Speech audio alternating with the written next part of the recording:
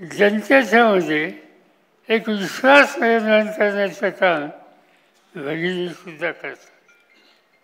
आज जिल्हा परिषदेच्या निवडणुका, नगरपालिकांच्या निवडणुका, महानगरपालिकेच्या निवडणुका 2-3 महिन्यावर आलेल्या आहेत आणि इथं 50% भगिनींना निवडून द्यायचे. कर्तृत्वाचा हा फक्त पैशाकडे असतो याच्यावर माझा विश्वास नाही. भगिनींना संधी मिळाली तर त्याही कर्तृत्व दाखवू शकतात. संधी दिली आणि ते आपण अनुभवलं. उद्याच्या निवडणुकीमध्ये 50% जागा भगिनींनाच द्यायच्या आणि तो धोरणात्मक निर्णय आपण घेतला. तो यशस्वी करण्याचं काम याच्या 2-3 महिन्यामध्ये आपल्याला करायचं. सत्ता हातात असल्यानंतर अनेक गोष्टीत आपण लक्ष घातलं. शेती असेल, उद्योगधंद्याचा विकास असेल, शैक्षणिक सेवेचा विस्तार असेल, सामाजिक संस्थेचा कार्यक्रम राबवायचा असेल, या प्रत्येक गोष्टीमध्ये राष्ट्रवादी काँग्रेस पक्षाच्या कार्यकर्त्यांनी जिथं संधी मिळाली त्यावेळेला अधिकाराचा वापर करून त्याची पूर्तता करण्याचा प्रयत्न केला. आणि त्यामुळं तुम्हा सगळ्यांनी पक्षामध्ये काही संकट आली त्याची नाउमेद न होता हा पक्ष पुढे नेण्याचं काम तुम्ही लोकांनी केलं. पक्षामध्ये फूट पडली. फूट पडावी असं कधी आपल्याला वाटत नव्हतं. पडली. काही मूलभूत विचाराच्या संबंधी अंतर झालं आणि त्यामुळे ही फूट वाढली.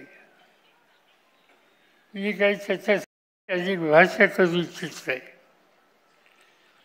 पण जे राहिले ते विचाराने राहिले. ते राहिले ते विचार घेऊन पुढे जनतेला त्यांच्या सुखदुःखाला साथ देण्याचा 100% विश्वास आहे की उद्या निवडणुका होती त्यावेळेला चित्र बघायला मिळेल. एकच उदाहरण सांगतो. 1980 साली त्याच्या आधी माझ्या हातात सत्ता होती. सत्ता गेली. निवडणुका आल्या आणि काहीतरी 50-52 आमदार निवडून आले आणि 6 महिन्याच्या आत त्याचे फक्त 6 शिल्लक राहिले.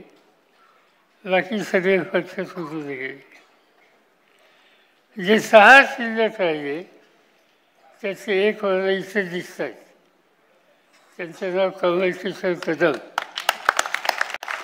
ते त्या ठिकाणी राहिले. ते 6च्या मध्ये आमचा पक्ष 6 जणांचा झाला आणि त्यानंतरची निवडणूक आली. राष्ट्रवादीची संख्या ही 72 झाली. राज्य सरकारमध्ये काम करायची संधी मिळाली आणि त्यामुळं फुटीची चिंता करू नका. कोण आले कोण गेले त्याच्याबद्दलची चिंता करू नका. आपण एकसंध राहिलो आणि जनतेच्या वरची बांधिलकी ही कायम ठेवली तर काही अडचण येत नाही. आपण या ठिकाणी अहमदनगरच्या खासदारांचं भाषण हे या ठिकाणी ऐकलं. तुम्ही त्यांच्या घरी गेलाय का कोणी?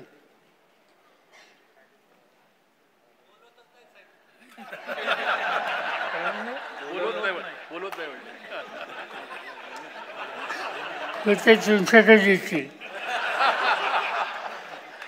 एका लहानशा घरात म्हणजे अक्षरशः एक खोली घरामध्ये राहणारा आणि रात्री 2-2, 3-3 वाजेपर्यंत लोकांना भेटणारा, लोकांचं काम करणारा प्रतिनिधी कार्यकर्ता म्हणून त्यांच्याकडे बघितलं जातं. आणि असे अनेक लोक आहेत. माझ्या मते राष्ट्रवादीचा हा ठेवा आहे, हा अतिशय मौल्यवान ठेवा आहे. तुमच्यासारखे कार्यकर्ते एकत्र राहून विचारांना पुढे येतील तर सत्ता विचाराची चिंता करू नका, सत्ता अभाव होईल. आणखी येण्याची स्थिती मला महाराष्ट्रामध्ये दिसते. एका बाजूला ही स्थिती आहे, दुसऱ्या बाजूला देशाचं चित्र बघितलं. आज 2 दृष्टीनं देशाचा विचार करावा लागेल. राष्ट्रीय प्रश्न येतात त्या राष्ट्राच्या हिताच्या मध्ये राष्ट्रवादी कधी राजकारण आणत नाही आणि ज्याचा उल्लेख सुफी यांनी केला. ज्यावेळेला पहलगामला काय घडलं, काही नागरिकांची हत्या केली गेली आणि त्याच्या मागं कोण आहे काय याची चर्चा देशात झाली आणि काही निकाल घ्यावे लागले. त्यावेळेला सरकारनं आणि सांगितलं त्याच्या भूमीवर नागरिकांच्यावर हल्ले होत असतील तर त्याला सामोरं जाण्याच्यासाठी शासनाने कोणतीही भूमिका घेतली तर त्याचं समर्थन आम्ही करू, इथं राजकारण आणणार नाही. आणि तेच काम आपल्या लोकांनी केलं. आज गांभीर्यानं या सगळ्या प्रश्नाचा विचार करायला हवा.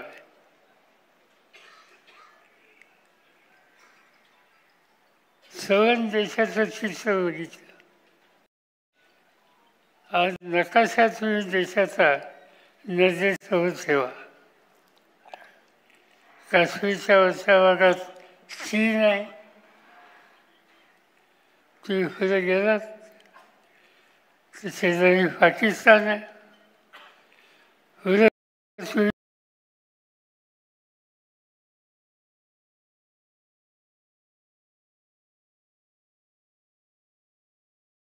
देशाच्या आजूबाजूचे देश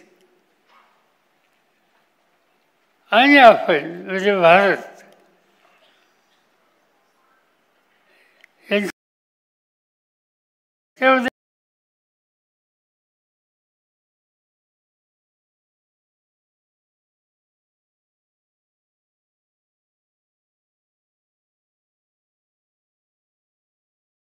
या देशाचा लौकिक होता. आज पाकिस्तानचे आमचे संबंध चांगले नाहीत, चीनचे आमचे संबंध चांगले नाहीत.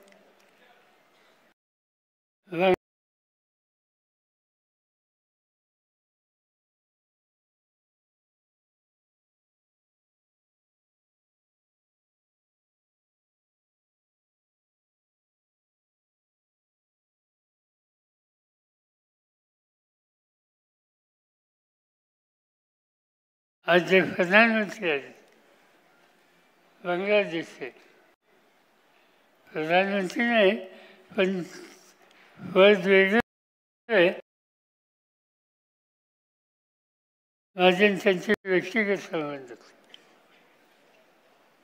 की ज्यावेळेला मंत्रिमंडळात किंवा सत्तेत नव्हते तर या फुले शहराच्या बाजारावर आले होते, आणखीन काही ठिकाणी आले होते. आज त्यांच्याबद्दलचे ग्रस्त, पण आज बांगलादेश भारताने त्यांच्यासाठी इतका त्याग केल्यानंतर तोही आमचा मित्र राहिला नाही, आणि खाली श्रीलंका तोही आमचा मित्र आहे का नाही याची शंका यावी. त्या ठिकाणचा चीनचा प्रभाव हा चिंताजनक आहे. म्हणजे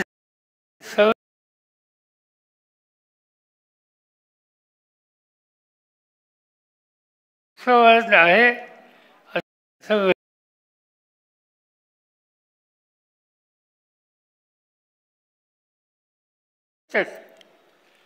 त्यांनी ही सुसंवादाची स्थिती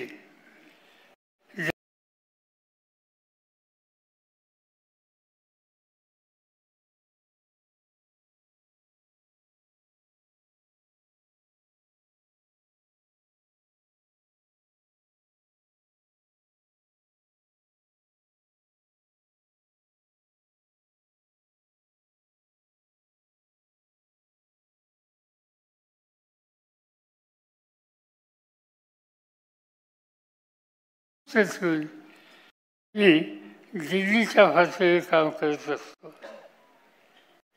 आणि त्यामुळं हल्लीचा हा काळ काळजी करण्यासारखा, एकत्र राहण्यासारखा आणि प्रश्नाची सोडवणूक करण्याच्यासाठी स्पष्ट निर्णय घेण्याचा असा हा आजचा काळ आहे. देशाचा शेतकरी असेल, कामगार असेल, कसं कधी